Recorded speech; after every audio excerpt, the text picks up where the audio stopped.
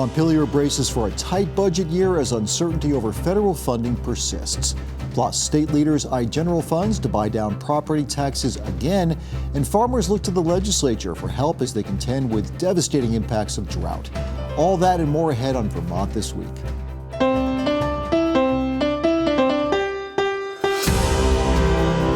From the Vermont Public Studio in Winooski, this is Vermont This Week. Made possible in part by the Lintelak Foundation and Milne Travel. Here's Moderator Mitch Wertlieb.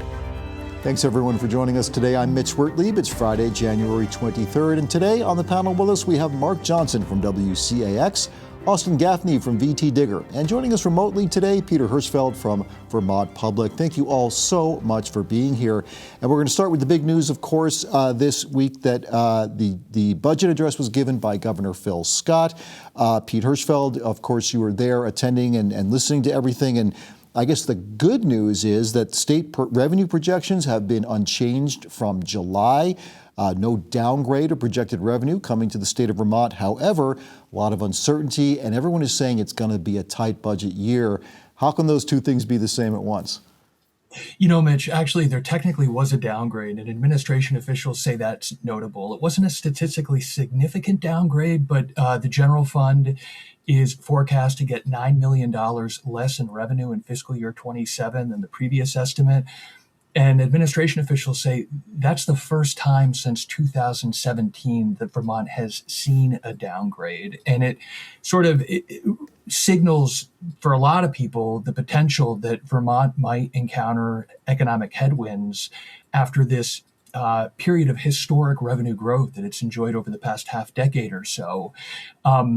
Governor Scott made very clear to lawmakers the budget that you're going to be putting together this year, the budget that I'm presenting to you, is going to be a lot different than the one that you're used to precisely because of that revenue situation. And as we've seen state spending go from $6.5-ish billion 5 years ago to over $9 billion today, he made it very clear those days of that sort of rapid growth are over. And he's proposing about a $9.4 billion budget, is that right?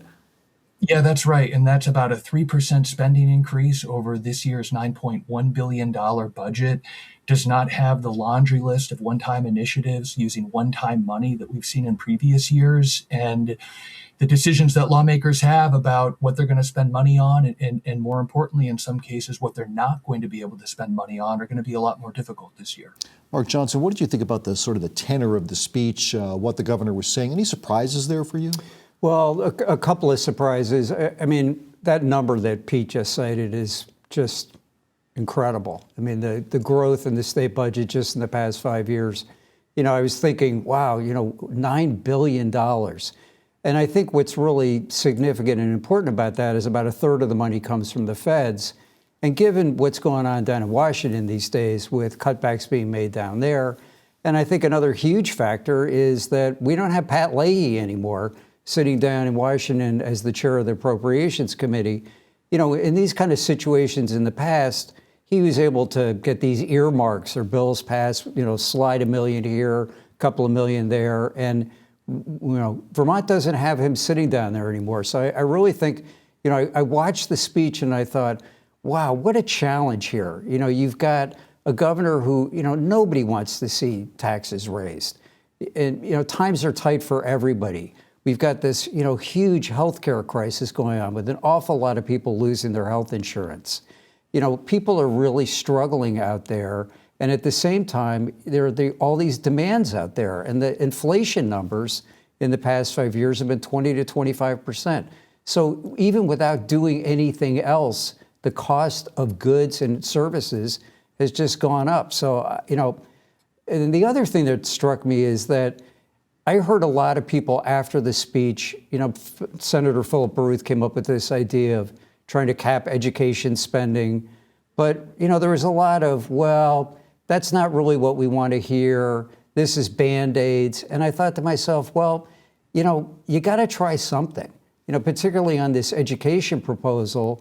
Clearly what we're doing now doesn't seem to be really working. I mean, the cost in education, which is, you know, another third of the budget here, 28% of the budget, So, this is a Rubik's Cube that seems like it's going to be a real challenge to figure out. That's a good way of describing it, like a Rubik's Cube, and we're nowhere near getting all the sides to, match up the way they should. Pete, I want to sort of riff off of what Mark was just saying there, especially about that proposed education spending cap bill that the pro tem is floating there. What are the specifics of that? Apparently, Governor Phil Scott is on board with it. He likes Phil Baruth's idea on this, right? He does like Phil Baruth's idea, I think in part because a lot of lawmakers are beginning to come to grips with the fact that this historic education reform law that they passed last year is not going to be taking effect nearly as quickly as they hoped, if at all, frankly, depending on how the conversation over forced mergers for school districts goes this year. And so that has increased the urgency for a shorter term cost containment mechanism. What Phil Baruth is proposing is called an allowable spending growth cap, and the impact would be different district to district. If you're a low spending district, you could spend as much as 9% more in the following year's budget. If you're a high spending district, your allowable growth could be capped at 2%. There are a lot of people in the education community that say history has proven that these sorts of mechanisms do not work, that they lead to perverse incentives that can actually compel districts to increase spending beyond what they would spend anyway. But there's near unanimity in Montpelier right now that the spending problem in education is one that needs to be addressed now. And what that solution looks like is going to be the subject of a lot of hand-wringing over the next few weeks and months. Yeah, it certainly is going to be. And to Mark's point, when we're talking about the tax issue and what people can afford, property taxes, we know, we've talked about it so much on this program, we have to talk about it again today, is a big issue. What we're seeing now, $150 million in a property tax buy down. That's just to get the property taxes from 12% to about 6%. But Mark, when we're talking about what you were saying, like a third of the budget being, federal money, we just don't know what's going to happen with that money, right? So what are we looking at here? What are some of the risks that are associated with that?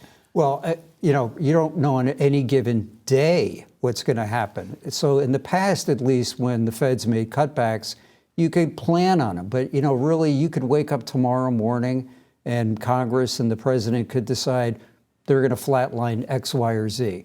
So, this 70 million, I think it is, that they've put aside for that, boy, that just seems really dicey that that's going to be enough to provide any sort of a buffer.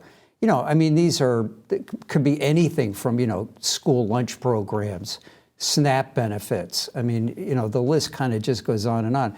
I think the big one is the healthcare subsidies. Medicaid, when you've got people that are, working people that we're paying $800 a month in premiums, which is still a lot, and now that's going to go to $1,700 a month.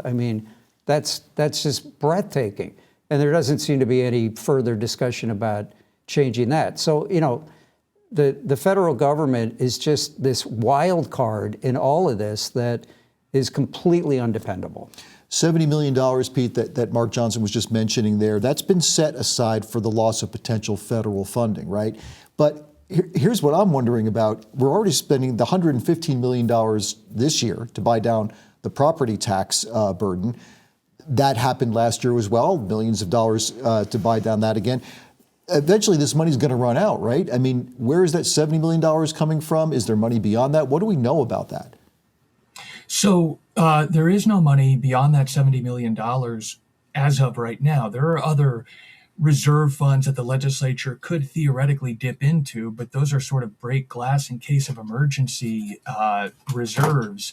And this is why there is some real consternation among Democratic lawmakers to use this $115 million that Phil Scott is talking about to buy down property tax bills for a couple reasons. A, this federal issue we're talking about, where who knows what might happen and what sort of capacity Vermont might need to offset that. But this 12% on average increase in property tax bills that Vermonters are going to see this year if the legislature does nothing, half of that, 6%, is because lawmakers used one-time money to buy down property tax bills last year.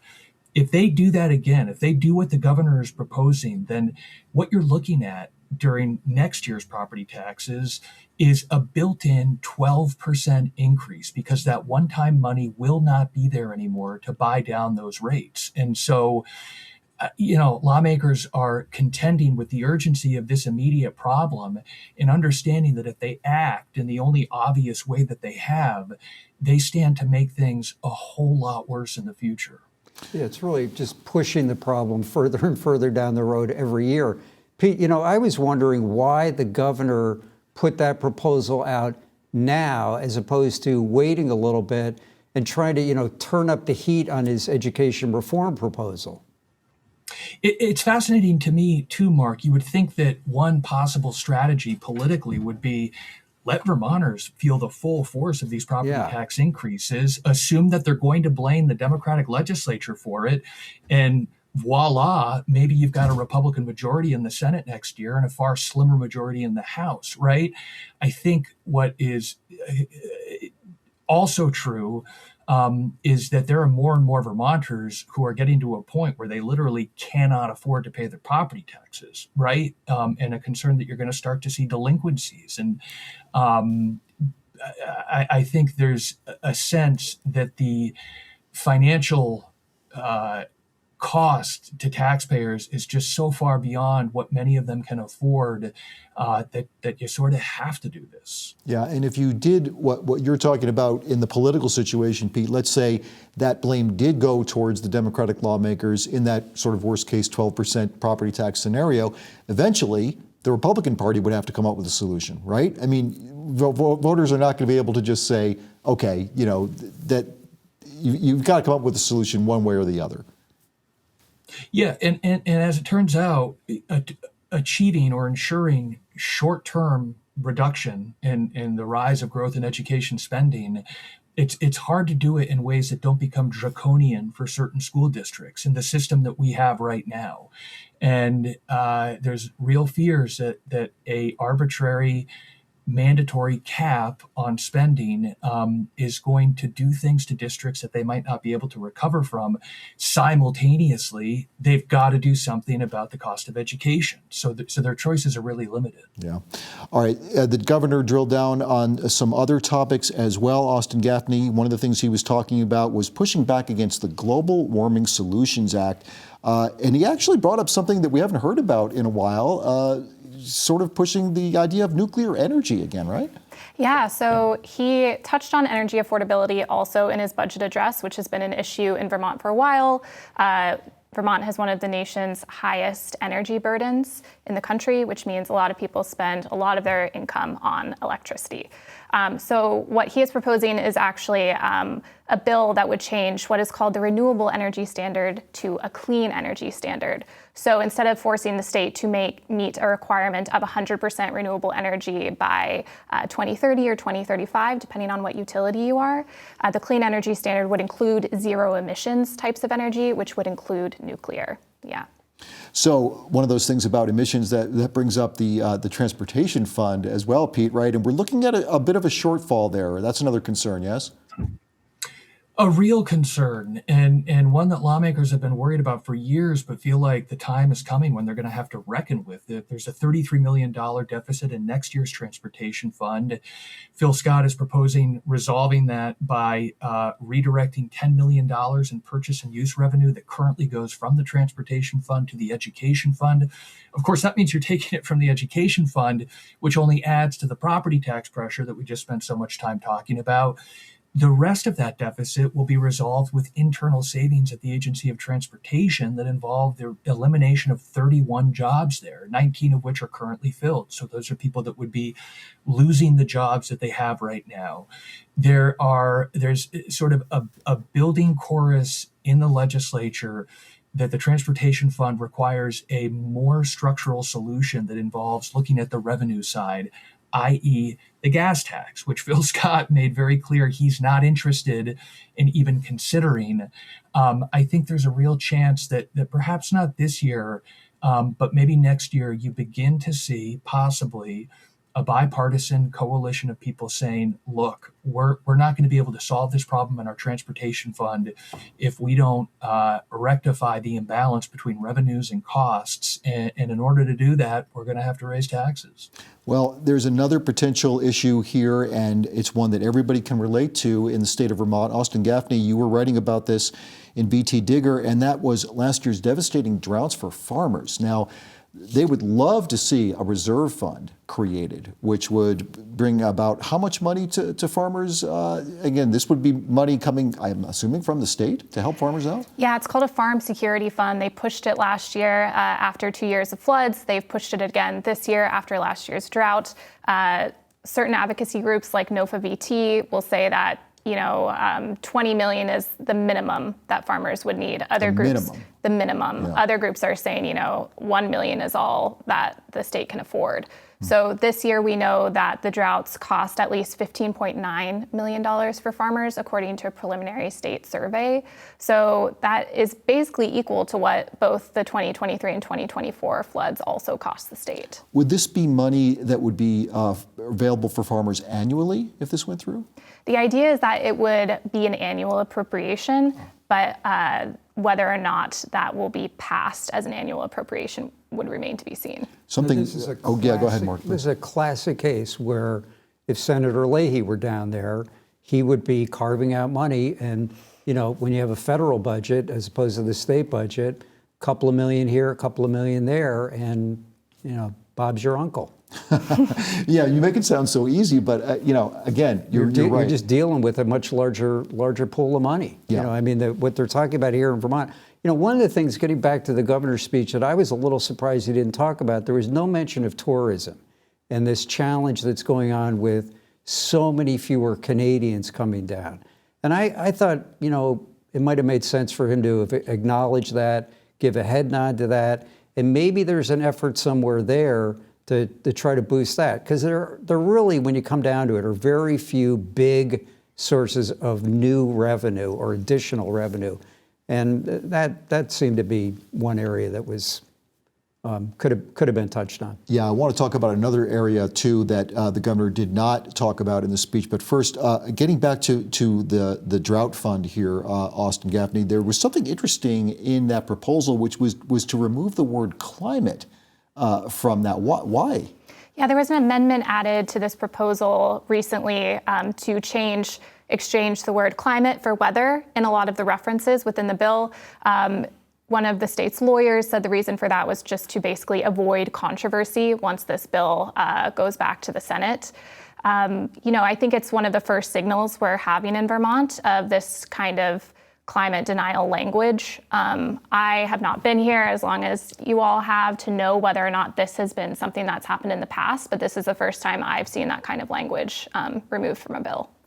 Pete and Mark, I want you to talk about that for a second, because I understand wanting to avoid that word on a federal level. We all know how the Trump administration feels about climate change, thinks it's a hoax. Why here on the state level? I think you just answered the question. I think that if you're looking to get federal help for something like that, you want to remove that language. It's a little bit like the whole, diversity, equity, and inclusion. You don't want to be including that if you have anything that you want to get in education or in any other area. Yeah, but there's been no evidence that placating the Trump administration on things like this is going to get you any favor. Well, and Phil Scott touched on that right at the top of his speech this week. He said, no amount of rhetoric is going to change what's going to happen out of Washington.